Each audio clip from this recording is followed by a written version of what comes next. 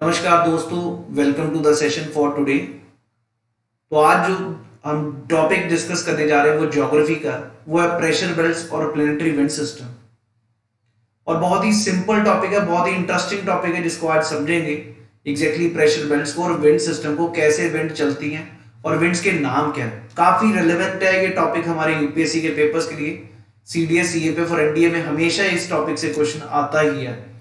तो आइए जरा समझना शुरू करें। सबसे पहले ये है क्या चक्कर।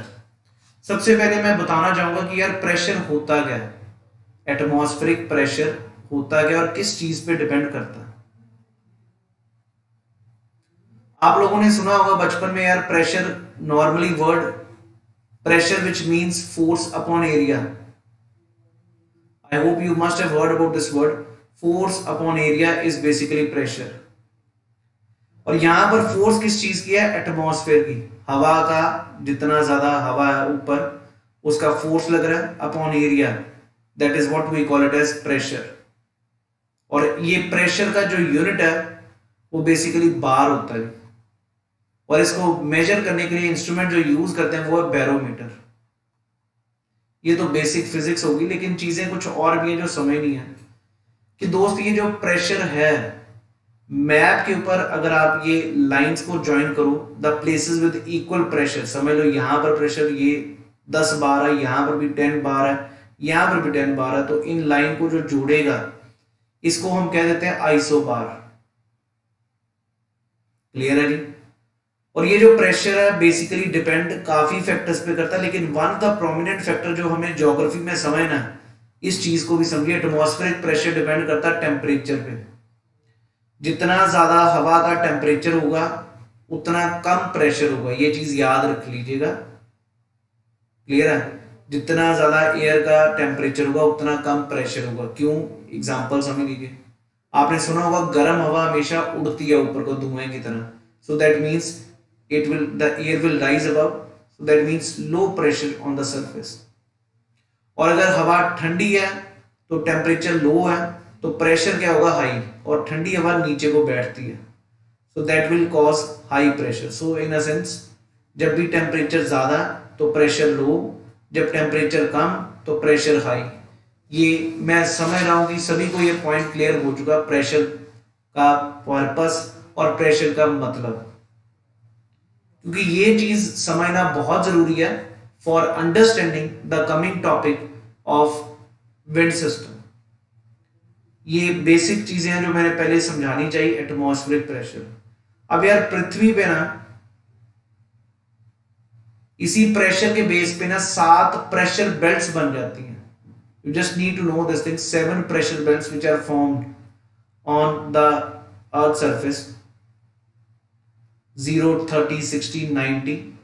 ठीक इसी प्रकार नीचे 30, 60 और 90। ये क्या है? प्रेशर बेल्ट्स हैं। इक्वेटर पर गर्मी बहुत ज्यादा तो यहां पर क्या होगा? Equatorial low pressure. पोल्स पर गर्मी बहुत कम है, ठंड है, तो यहां पर क्या होगा? High pressure.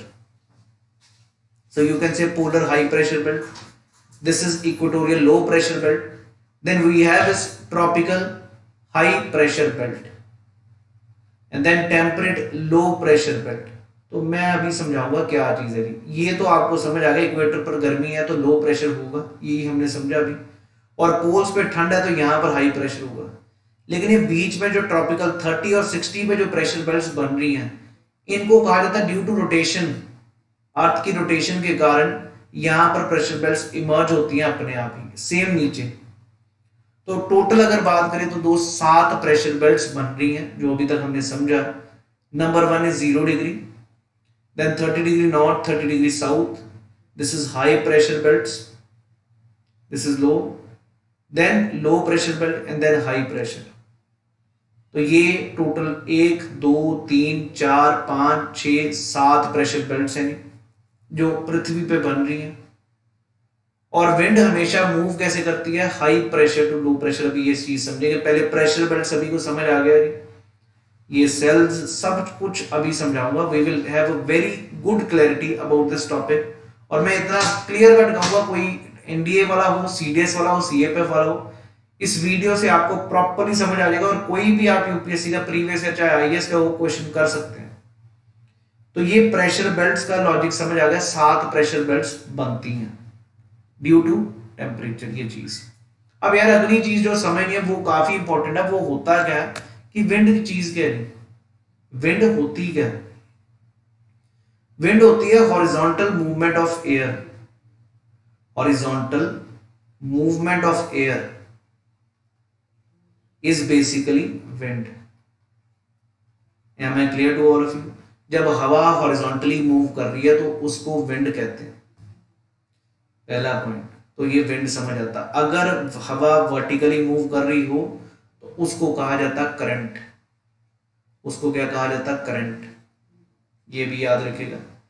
So this is current, the vertical movement of the air, this is wind, that is horizontal movement of air. अब विंड को भी हम 3 कैटेगरीज में डिवाइड करते हैं। तो उस प्राइमरी विंड्स जो आज हमने डिस्कस करना है, इनको हम कह देते हैं प्लेनेटरी विंड्स भी, जिसमें आप पढ़ोगे ट्रेड विंड्स, ईस्टर्लीज, वेस्टर्लीज, ये सारे बहुत सिंपल है, लॉजिकल है, आज यही समझना अपने को। दूसरे होते हैं सेकेंडरी विंड्स, जिसको आप कह सकते हो लोकल विंड्स। आपने सुना होगा land breeze, sea breeze, local level पर लू, मिस्टल, चिनूक, ये सारे। और थर्ड होती है जी टर्शियरी लेवल पर, आपने सुने होंगे साइक्लोन्स, वो भी एक विंड है। गोल गोल हवा घूम रही है लेकिन घूम तो हॉरिजॉन्टली रही है ना, तो इसको साइक्लोन। तो cyclone is also a type of wind. I hope everybody is clear. Even for that matter monsoon भी एक विंड है जी, monsoon is also a wind. We will understand about this thing.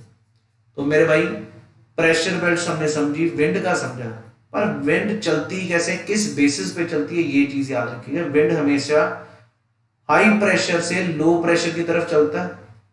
Wind always moves from high pressure to low pressure. Second point, wind का नाम कैसे रखा जाता है? अगर ये ईस्ट टू वेस्ट जा रही है तो इसका नाम होगा ईस्टर्लीज। यहां पर वैसे वेस्ट होता है और इधर ईस्ट होता है, ये चीज समझ लीजिए। अगर वेस्ट टू ईस्ट आ रही है जो वेस्टर्लीज, ये क्या मतलब है? मतलब ये है कि जिस दिशा से हवा आ रही हो, अगर वेस्ट से ईस्ट की तरफ हवा जा रही है तो इसका नाम होगा वेस्टर्लीज। अगर ईस्ट से वेस्ट की तरफ जा रही है तो इसका नाम होगा ईस्टर्लीज। याद रखिएगा नाम कैसे रखा जाता है, this will help you in number of times. तो विंड के हमने 2 चीजें समझी, एक high pressure to low pressure move करती है विंड, ठीक, और दूसरा हमने बात की कि यार जो विंड है उसका नाम कैसे रखा जाता है। तीसरा पॉइंट काफी महत्वपूर्ण है विंड को समझने के लिए, और वो है एक Coriolis force, Coriolis force principle. इसको समझेंगे कोरियोलिस प्रिंसिपल क्या कहता है और कोरियोलिस फोर्स होती क्या। तो due to rotation of earth, आपको पता अर्थ रोटेट करती है तो हवा जिस तरफ भी जा रही है वो डिफ्लेक्ट होगी, there will be deflection in the wind. वो कैसे होगी ये चीज समझेंगे। हवा गोल घूम, पृथ्वी गोल घूमने के कारण जब ये हवा सीधी जा रही है तो ये राइट में जाएगी नॉर्दर्न हेमिस्फीयर में, ये याद रखना आपने। Northern hemisphere the wind deflect towards right, and in the southern hemisphere it will deflect towards left due to rotation of earth. इसको रट के रखिए जैसे मर्जी, पर सिंपल है, एनआरआई वर्ड याद कर लीजिए। नॉर्दर्न हेमिस्फीयर राइट, मतलब ये है कि नॉर्थ की तरफ जा रही है, मतलब ये है कि नॉर्दर्न हेमिस्फीयर में अगर ऐसे जा रही है तो इसका राइट इस तरफ होगा, अगर ऐसे जा रही है तो इसका राइट किस तरफ होगा, इस तरफ। ठीक इसी प्रकार सदर्न हेमिस्फीयर में जब आप जा रहे हो इस तरफ तो इसका लेफ्ट किधर होगा, इस तरफ। सदर्न हेमिस्फीयर में अगर इस तरह जा रहा है तो इसका लेफ्ट किस तरफ होगा जी, इस प्रकार। तो याद रखिएगा सदर्न हेमिस्फीयर में लेफ्ट एंड नॉर्दर्न हेमिस्फीयर में राइट, ये चीज भी आप याद रखिएगा। This is again another point which we need to understand, and this is basically due to rotation of earth. ये सभी को दिख रहा है जी, पृथ्वी गोल गोल घूम रहा है। अगर आपने लॉन्च किया साइड से यहां से तो ये इस तरफ हो जाएगा, समझ गए। नॉर्थ पोल और ये नॉर्दर्न हेमिस्फीयर है। जब आपने प्रोजेक्ट इधर लगाया तो इसको इस तरफ राइट में डिविएशन होगा, and that's what we are understanding. आपको सिर्फ समझना क्या, रट के रखना नॉर्दर्न हेमिस्फीयर राइट। एक और पॉइंट बहुत इंपॉर्टेंट, क्रोलिस फोर्स जो है इक्वेटर पर 0 होती है और पोल्स पर मैक्सिमम होती है, ये पॉइंट भी याद रखें। Coriolis force is maximum at poles and minimum at equator. तो अब मेरे भाई ये जो 3 प्रिंसिपल हमने समझे हैं प्लैनेटरी विंड्स के, क्या, एक तो विंड हमेशा high pressure to low pressure move करती है, दूसरा हमने समझा इसका नाम कैसे रखा जाता है, और तीसरा हमने समझा कि ये किस बेसिस पे मूव करती है। तो वो 3 चीजें हमने समझी हैं। आइए जरा अब इस चीज को देखें कैसे we will understand this thing. Let's see this map here, everybody is able to see this globe. अब ये हाई प्रेशर और ये लो प्रेशर है, इक्वेटर है, तो विंड ऐसे चलनी चाहिए। जब विंड ऐसे चल रही है तो दोस्त नॉर्दर्न हेमिस्फीयर है, तो इसको मूव किधर होना चाहिए, इज इट ए और is it be? Very logical. अगर आप ऐसे जा रहे हो तो आपने इधर देखना, तो इसका राइट होगा ए की तरफ, तो ये इस तरफ डिविएट हो जाएगी जी विंड, तो इसका नाम क्या होगा जी, ये ईस्ट है और ये वेस्ट है, तो इसको आप कह सकते हो ट्रॉपिकल ईस्टर्लीज, ट्रॉपिकल ईस्टर्लीज। ठीक इसी प्रकार अगर आप सदर्न हेमिस्फीयर में देखें, ऐसे जा रही है हवा, तो सदर्न हेमिस्फीयर में इसको जाना किधर, लेफ्ट को, तो लेफ्ट किस तरफ है, इस तरफ।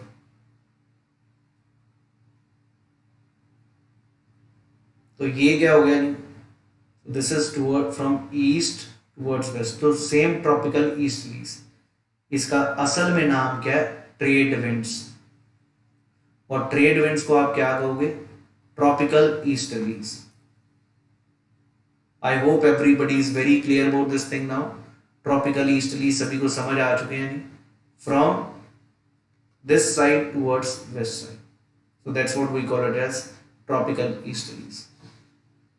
ठीक इसी प्रकार अगर आप इस जोन में देखें, टेम्परेट जोन कहते हैं 30 to 60 में, high pressure to low pressure wind जाना चाहिए इस तरह, तो इसको जाना किधर है, नॉर्दर्न हेमिस्फीयर में। इसका राइट किधर होगा जी, राइट होगा इसका इस तरफ।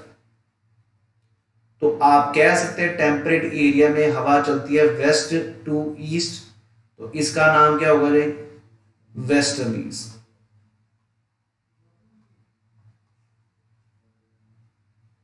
Then in the northern hemisphere,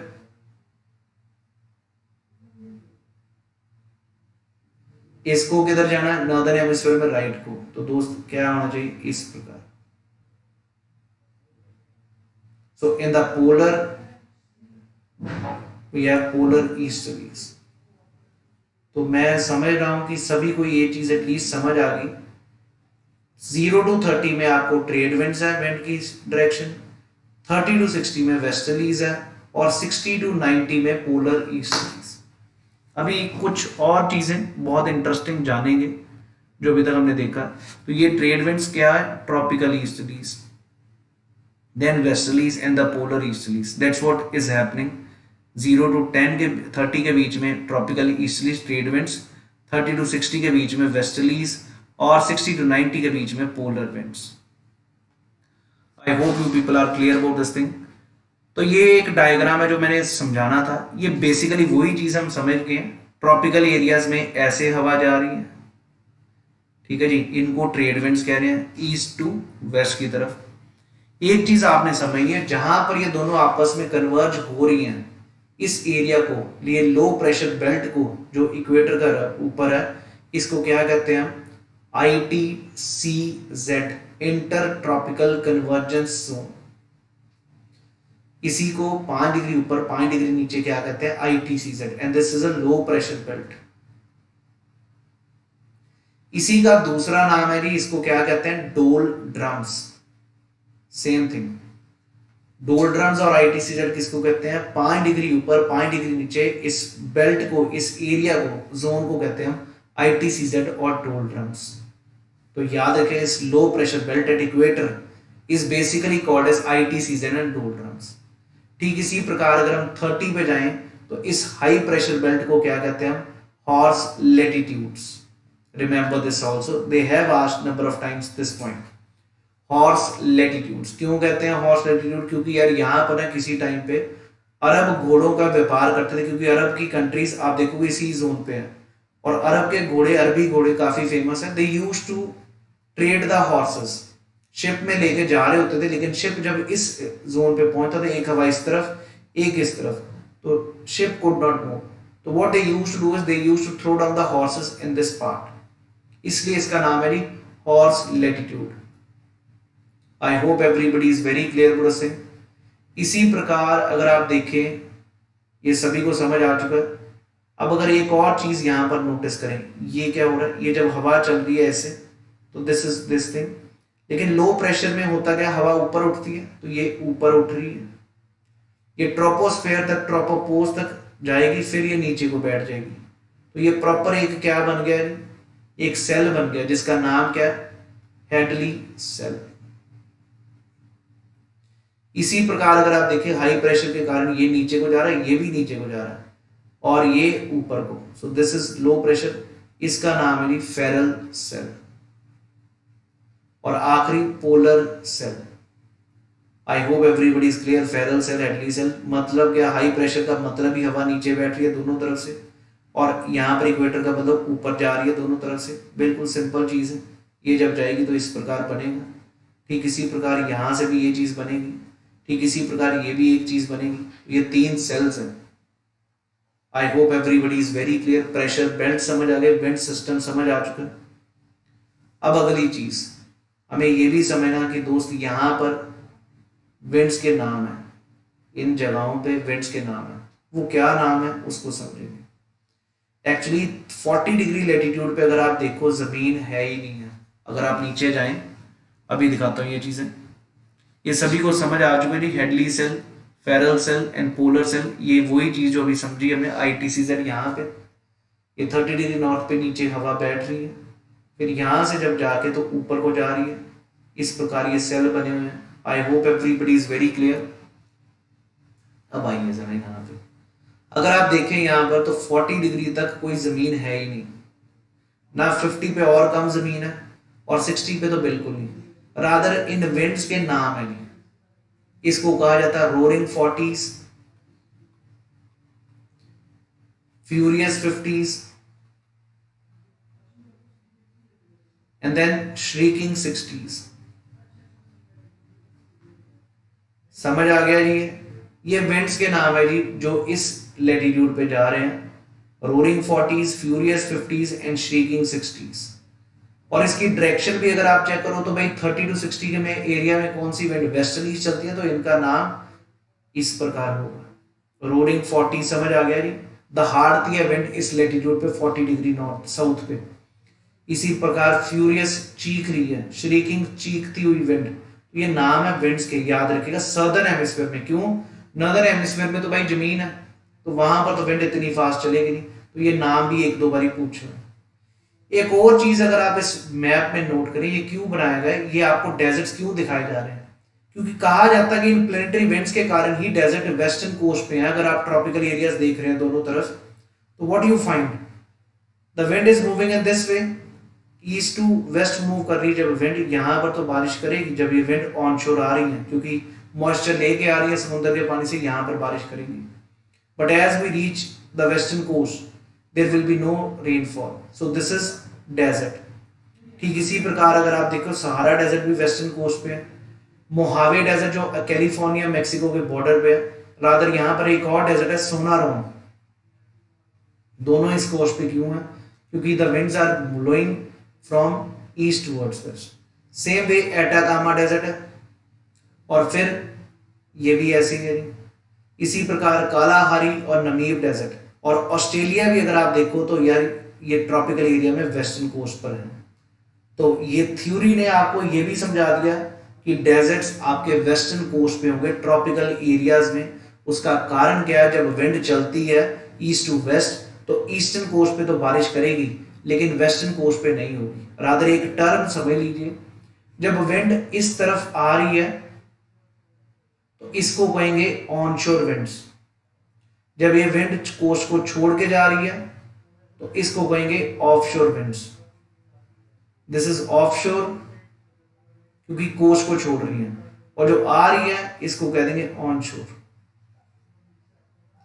I hope everybody is very clear about what we have discussed today about the wind system.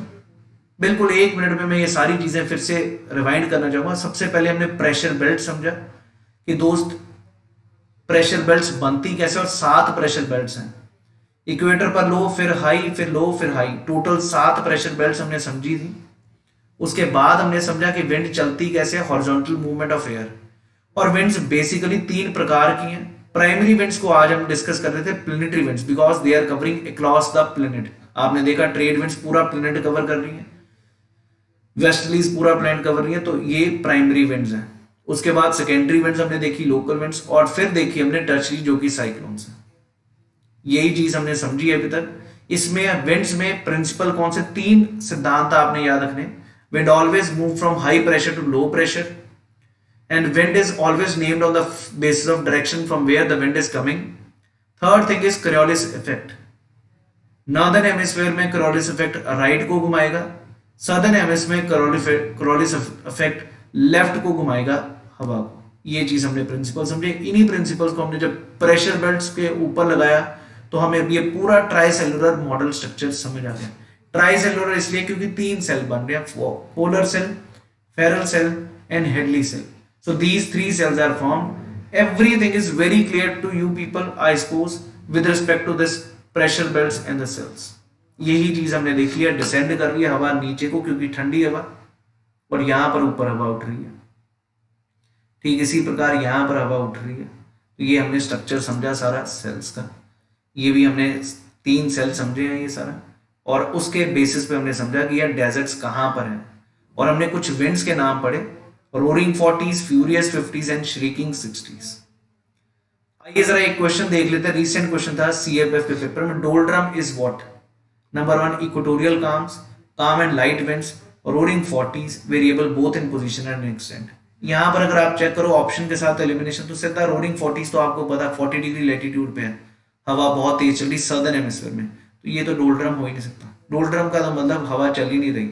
एक लो प्रेशर जोन जो कि काम जोन है, तो ये पहला ठीक है, दूसरा भी ठीक है, तीसरा बिल्कुल ठीक है जी। ये आने वाली क्लास में आप समझोगे कि यार डोल्ड्रम जो है आईटीसीजेड है, ये शिफ्ट होता है जैसे जैसे सन की रेस शिफ्ट होती है। अगर आपको पता हो समर सोल्स्टिस में सन की रेस परपेंडिकुलर पड़ रही होती है ट्रॉपिक ऑफ कैंसर पे, तो उस समय ये जो आईटीसीजेड और डोल्ड्रम्स है वो यहाँ पर शिफ्ट हो जाती है।